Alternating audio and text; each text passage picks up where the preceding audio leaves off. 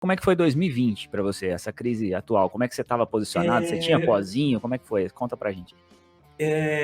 Eu não sei se vocês já sabiam a história do que aconteceu comigo em 2020, né? A gente já estava em comunidade, tinha um grupo, né, que chamava Traders Avançado, inclusive depois virou o nome do programa, que hoje é o Investify Talks, né? Então tinha um grupo muito fechado de operadores profissionais, até gestores dentro desse grupo, e que a gente trocava ideias irracionais. E um pouco antes da crise, né, quando já tinha essa questão de corona, isso era fevereiro, eu não sei se vocês lembram, fevereiro para o começo de março, que Jerome Powell, o presidente do Federal Reserve, Banco Americano dos Estados Unidos, decidiu cortar os juros de forma extraordinária. Sim. O Ibovespa já tinha caído lá dos 115 mil pontos, já tinha caído para 105 mil pontos. E naquele momento ali, quando ele cortou de forma extraordinária, o pregão do dia, a Bolsa subiu quase 2 mil pontos, né, no momento que ele cortou. Não porque vem mais estímulos e tudo mais. Mas ali eu vi que ia dar alguma coisa errada. Eu vi que realmente ia, poxa, se o presidente do Banco Central pipocou, né, porque fazer um corte adicional na taxa de juros de forma extraordinária não é E uma uma coisa taxa que já estava normal. bem baixa, né? Tem que lembrar que a taxa Pois já estava é. super baixa. Então ali tinha alguma coisa. E ali eu entrei, eu peguei minha posição, meu patrimônio, eu vou dizer aqui porque eu já disse em outras lives, mas na época era cerca de 2 milhões de reais.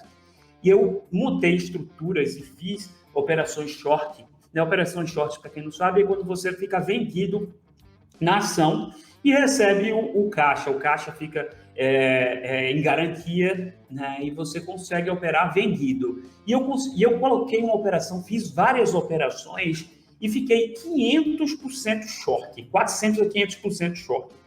Tipo, eu Você montei alavancou 5 vezes. estruturas, alavanquei 5 vezes, mas no short. Montei algumas proteções, já tinha conhecimento muito alto em opções, só que aí aconteceu meio que uma tragédia, né? Uma das posições que eu estava short, em cerca de 1 milhão de reais, um pouco menos que isso, era IRB. IRB na época estava R$ 32. Eu me lembro que eu shorteei na casa de 31,70, mais ou menos. E aquela história lá de IRB, né, do Buffett, toda aquela questão da carta da esquadra, né? Cara, começou a fazer sentido aquilo para mim. E eu conversei com alguns gestores e teve um gestor específico que é muito amigo meu, era muito amigo meu na época. Ele disse: Vai dar dar merda, pode falar, bronca, pode falar. vai dar merda. E ali eu aumentei meu short e me posicionei não só short nela, mas short em outras. E aí, quando foi no final de semana, eu passei o final de semana lendo a carta da esquadra, estudando tudo sobre a empresa e eu tinha certeza que aquilo ali ia dar errado. Quando foi na segunda-feira que abriu o mercado, ela abriu a 32 e alguma coisa. Agora teve o ajuste de dividendos do gráfico daquilo ali, porque ela pagou, né, dividendos ou juros sobre capital próprio, já foi reduzido do gráfico. Mas aí ele disse, né, para mim: Egler, eu acho que vai dar errado para o lado da gente. Isso aqui vai acionar aqui um pivôzinho de reversão. Isso vai bater em 40. Eu estou reduzindo o meu short aqui 50%. Aí eu, cara, mas eu tenho tanta convicção. Mas enfim, eu vou ouvir ele e vou fechar meu short. E aí fechei meu short. E naquele dia eu fechei o short com prejuízo de um pouco mais de 1%, a 32 e alguma coisa. Quando foi à tarde, ela começou a cair. Era uma segunda-feira. E aí bateu -8 ou -10. E eu, cara, que besteira. Já ficou no desespero, né? Puta. Podia estar ganhando 18 mil. Cara. Ou 180 mil, né? 18, caiu 8% no dia, você falou? Ou 8 Caiu reais? 8% no dia, 80 mil, 8% né? Em 1 milhão, você estava ganhando quase 8 mil, 80 mil. quase 80 mil reais. Aí que besteira eu fiz, né, cara? E aí, beleza, mas eu não vou abrir o short agora, não faz sentido. Eu vou esperar um respiro e vendo de novo. E aí no outro dia caiu mais 8, 10%. Não. E aí eu fiquei, poxa, cara, que besteira eu fiz. E aí na quarta-feira veio a história que Buffett não estava no papel. E o papel caiu mais 50%. Nossa! Caramba. 40 e pouco a 50%. Então eu deixei Você teria 70% na mesa. Você teria ganhado muito, 700 mil reais, é isso?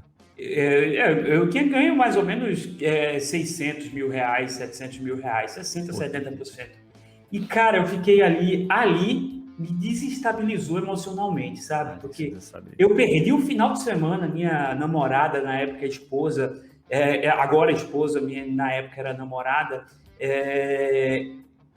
reclamou comigo esse final de semana. Poxa, você só quer saber disso, não dá atenção a mim, pipipi, popopó. E eu estava estudando aquilo ali, eu tinha convicção. E aí você ouvir todo mundo, né? Você ouvir todo mundo e não tomar a sua própria decisão é o pior erro que o investidor pode fazer. É ficar ouvindo dos outros e tentando copiar, imitar. Você tem que tomar as suas decisões e seguir seus racionais. Se você ficar ouvindo todo mundo, não vai tomar decisão errada. Pro bem errada. ou pro mal, né? Pro bem ou pro mal, né, regra? Perfeito. Você tem que ouvir, mas não é imitar o outro. Você tem que ouvir e tirar suas próprias conclusões a partir dos seus estudos. E ali desestabilizou emocionalmente, sabe, cara? Eu fiquei bem mal e eu tinha 2 operações muito arriscadas para muitos que não têm conhecimento de opções. Chama travas diagonais de linha. Eu não opero travas diagonal de linha da forma que alguns operam, que é muito mais arriscado. Eu opero muito baseado no Delta Hedge também. Né? E era com call? Era com call ou com put? Era com call. Era com call. Era com call. Mas era via varejo e Mafrig. E eu tinha operações, e na época quando eu fiquei 500% short, 400, 500% short, antes de RB, que eu montei a situação toda, a estrutura toda baseada no momento que eu estava enxergando, eu tinha ali mais ou menos 1.600.000 nessas opções, cara.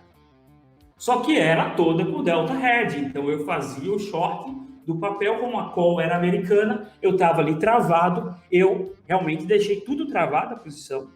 Então, como o Delta era 1, eu estava exatamente muito próximo de 1, né, 0,98, 0,99, eu estava exatamente a quantidade de opções vendido no papel, nos papéis, em Mafrig e via varejo. Então, estava protegido ali e com as estruturas shorts em outras coisas.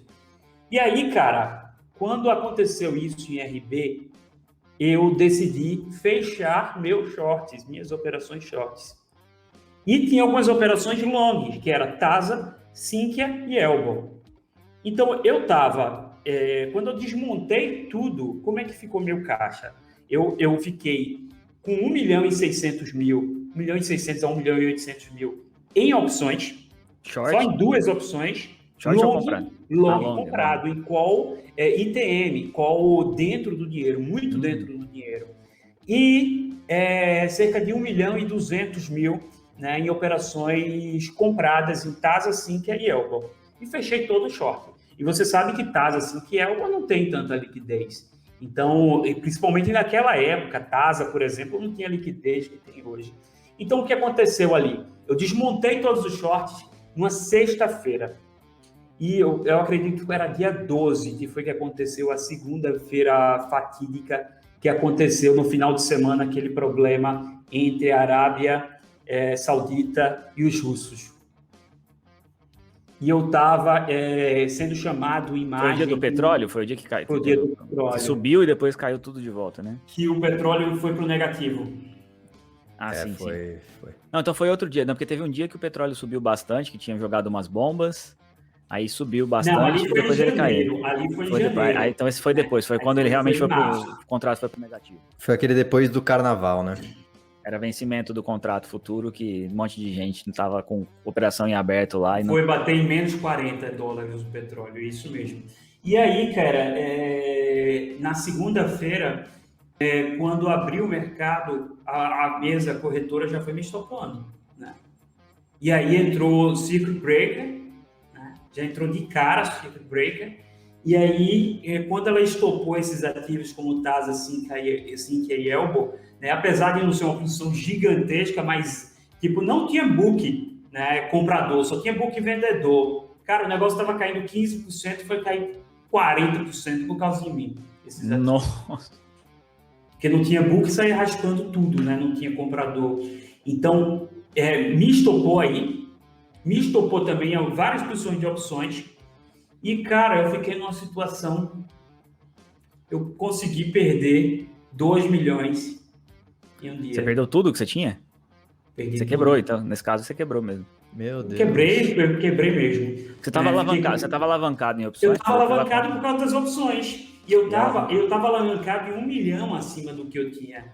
E aí, cara, foi uma situação bem difícil. Eu fiquei com R$3.500 para operar. Mas deu uma semana, eu disse, bola para frente, eu vou operar a partir do que eu tenho aqui. Eu já tenho tantos anos no mercado, se eu for bom, realmente, eu vou conseguir me recuperar. Porque eu comecei a recuperar. E estar junto de muitas pessoas boas também foi fenomenal, foi muito bom isso. E aí comecei. Eu sei que com 90 dias eu refiz todo o meu patrimônio.